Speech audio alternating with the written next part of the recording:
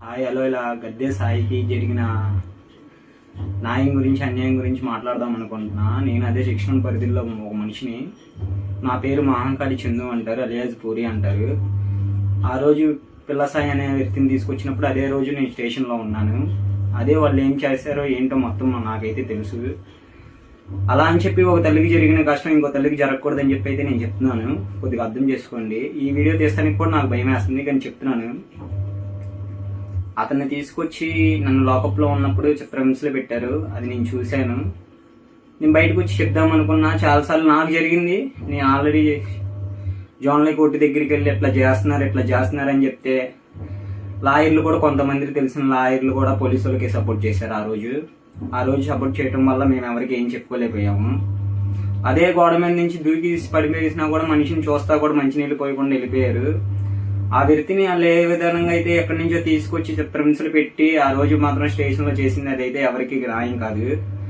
నీకు లా తెలిసిన ప్రకారంగా అయితే నువ్వు ముద్దాయిని, నీకు అరెస్ట్ వారెంట్ ఉందంటే నువ్వు పట్టుకొచ్చి ఎల్పీడబ్ల్యూ వారెంట్ అది కోర్టులో పెట్టాలి. కానీ ఇట్లా న్యాయంగా అన్యాయంగా అదే ఓ మనిషిని తీసుకెళ్ళి నువ్వు జైల్లో పెడితే వాళ్ళ అమ్మ తల్లి గారు బాగుందా బాగోలేదా, నా కొడుకు ఉన్నాడని కూడా ఒక ఆచూకీ అనేది తెలుసుకుండేది వాళ్ళ అమ్మగారు. నువ్వు అలా అని చెప్పి జైల్లో పెట్టకుండా ఇంకా ఏం చేయకుండా ఇలా స్టేషన్లో అన్ని రోజుల నుంచి కొని చిత్రహింసలు పెట్టి ఇంటి వాళ్ళకి ఏమీ చెప్పకుండా నీ మనిషిని చంపేశానంటే అది న్యాయం కాదు. చూసే జనాలకు కూడా, మీకు ఎవరికైతే అతన్ని చనిపోయినా కూడా మళ్ళీ ఇంకా బ్యాడ్గానే చెప్తున్నారు, కానీ అతని గురించి ఇలా చెప్పట్లా. అమ్మాయిని అదే ఏడిపిస్తున్నాడు అది ఇది అని చెప్తున్నారు. కానీ ఏ ఒక్కైనా వెళ్ళి అమ్మాయిని కనుక్కోండి, అతను చేసింది కట్టా రైటా అని చెప్పేది ఆ అమ్మాయి ఆన్సర్ వచ్చింది. అతని మీద కేసులు ఉన్నాయి, కాదనట్లా. కేసులు ఉన్నాయి అయితే మీరు తీసుకొస్తున్నారు, జైల్లో వేస్తున్నారు, అతను వస్తున్నారు, కండిషన్ బెయిల్ మీద వచ్చారంటున్నారు. మర్డర్ కేసు మీద కూడా రీసెంట్గా రిలీజ్ అయినా కూడా మళ్ళీ తనకే ఇట్లా చేశారంటే మీరు ఇంకా ప్రభుత్వం పట్టించుకుంటారా? ఇక మమ్మల్ని ఎవరైనా పట్టించుకుంటారు చెప్పండి మీరు? ఇది న్యాయంగా అందరికి కావాలి. ఇప్పుడు అందరికీ కొడుకులు ఉంటారు తల్లిలుగా. ఒకటి ఏంటంటే న్యాయం కావాలి. అతన్ని చంపమని పైనుంచి ఆర్డర్లు అయితే పంపించలేదుగా, అతన్ని చంపమని పైనుంచి ఆర్డర్లు అయితే రాలేదుగా. నువ్వు ఆర్డర్ రాకముందు నీ ఆ రోజైతే తీసుకొచ్చారండి. తీసుకొచ్చిన తర్వాత పైన సీలింగ్లు ఊడిపోతున్నాయని చెప్పి నేను అన్నాను. పైన ఫ్లైట్ అనేది వేస్తారనమాట. టౌట్ డిగ్రీ అని చెప్పి అంటున్నారు కదా, ఆ టౌట్ డిగ్రీ గురించి మీకు ఎక్స్ప్లెయిన్ చేయాలనుకుంటున్నాను. కాస్త మీరు వింటే బాగుండిద్ది. ఆ టౌట్ డిగ్రీ అనేది ఎట్లా అంటే, ఇప్పుడు చాలా మంది టౌట్ డిగ్రీ అంటున్నారు, కానీ టౌట్ డిగ్రీ ట్రీట్మెంట్ ఎవరికి తెలియదు అసలు. అది ఇప్పుడు మన టౌట్ డిగ్రీ అనేది ఎట్లా అంటే ఒక డ్రై ఐస్ లాంటిది.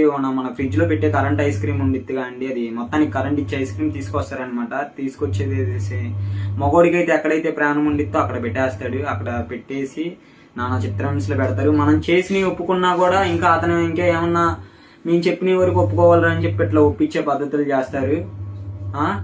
మేమేమన్నా ఇట్లా కోర్టులో మేజిస్ట్రేట్ గారికి ఇట్లా చెప్తామన్నా కూడా మీరు చెప్పుకొచ్చిన తర్వాత మీ మీద అయి పెడతామని బెదిరిస్తారు. తెలుసుకోడా అండి, ఇది ఎవరు పట్టించుకోకపోవటం. మనిషి చావండి మామూలు విషయం కాదు. చంపే హక్కు లేదు మనకి రాజ్యాంగంలో రాసినంత పరగన. అండర్లైన్ ప్రిజనల్ మాత్రమే అతను, సిటీ పడినోడికి అనుమానితులు మాత్రమే. కానీ ఆయన మన జిల్లా కారాగారం అంటారు, కానీ తప్పు చేసిన వాడికే మనం జైల్లో పెడతారు. జైల్లో పెట్టిన తర్వాత తప్పు విచారించేది కోర్టు. అది అతను తప్పు చేశాడా అది లేని అన్నది ఇంకా షార్ట్ షీట్లు పడిన తర్వాత కేసు విచారణ అయిన తర్వాత తెలిసేయన్నీ. అసలు అతన్ని ఏ కేసులో తీసుకొచ్చి మీరు ఏ కేసులో నుంచి ఏ కేసులోకి ఎలా చేశారంటే ఇది ఎవరు చెప్పుకోలేని విషయం, ఎవరు పట్టించుకోలేని విషయం కూడా. చాలా మంది ఆ తల్లి గారికి జరిగిన న్యాయం గురించి మాట్లాడాల్సిందిగా కోరుతున్నాము. అందరికీ చేతులెత్తి దండం పెడుతున్నాను.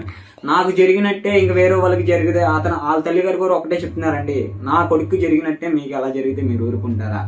ఆ రోజు నేను ఉన్నా కాబట్టి, ఆ రోజు నేను ఆ పక్కన ఉన్నా కాబట్టి ఈ రోజు వీడియో తీసి చెప్తున్నాను. ఈ వీడియో తీసినంత మాత్రాన వాళ్ళు నన్ను ఏదో చేస్తారని ఇదేం కాదు. ఎవరన్నా చనిపోవలసిన వాళ్ళమే మనుషులు అన్నాక. ఎవరు భూమి మీద శాశ్వతంగా బతకం.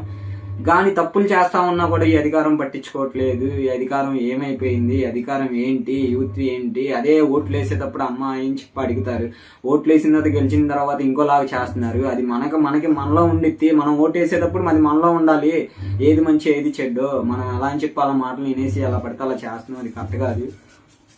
అతని గురించి 28వ తారీఖు 29వ తారీఖు చెప్పారు. అది ఆస్తికులు ఏంటియో తన ఏంటియో ఇవ్వాల్సిందిగా కోరుతున్నాం. అసలు చంపే రూల్స్ లేదు. దీనికి అర్థమైన వ్యక్తిని పేర్లు అయితే చెప్తున్నా వినండి. నా తల్లి గారికి చెప్పడం రాట్లా. తల్లిగారికి. నేను తల్లిగారి పొజిషన్లో నేనున్నా కూడా అలాగే చెప్తాను అనుకోండి. నేను చెప్తున్నా, ఎస్ బాబురావు ఒకటి, నాని అనే వ్యక్తి 8 టౌన్ అతను ఇటు 6 టౌన్కి వచ్చాడు, అతను ఒకళ్ళు. ఆ రోజు ఉన్న సాయిని పట్టుకొని కొట్టేటప్పుడు చూసిన వ్యక్తి నేను స్టేషన్లో. సార్ సీలింగ్ పైన తెగిపోయిందా అన్నా కూడా వదల్లా.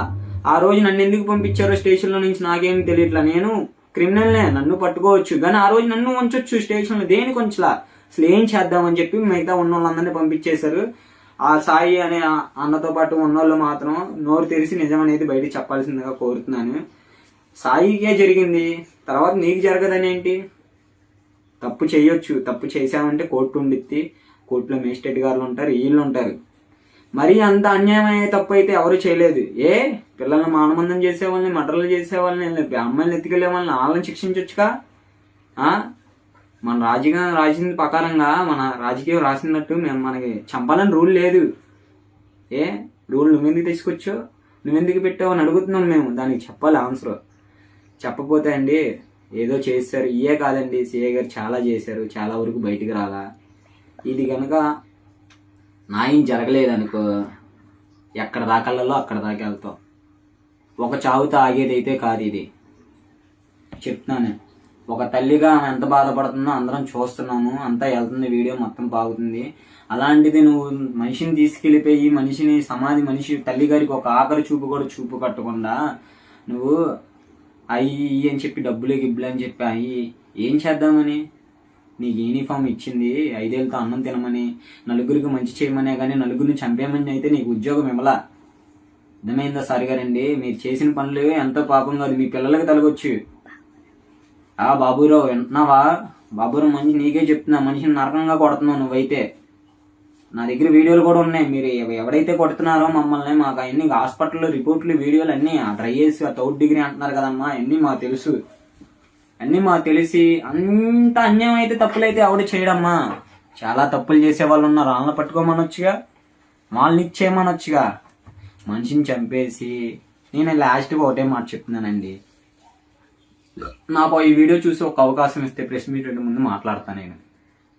లేదు కూడదు అంటే మీ పని మీరు చేసుకుంటా అంటే, ఆ రోజు మాత్రం అతనికి జరిగేటప్పుడు మాత్రం నేను పక్కన ఉన్నా, పలానా డేటు, పలానా తారీఖు, పలానా రోజు, పలానా దగ్గర నుంచి నన్ను తీసుకుని వెళ్ళారు, పలానా గవర్నమెంట్ హాస్పిటల్ నుంచి నన్ను తీసుకుని వెళ్ళి అట్లా అయ్యి అని చెప్పి మాయమూర్తులు పెట్టి స్టేషన్లో అయ్యిందని పిల్లసాయి అనే వ్యక్తిని నేను చూశాను, అతని బాధ చూశాను, అన్నీ చూశాను. అతనికి ఏం చేశారో కూడా నాకు తెలుసు.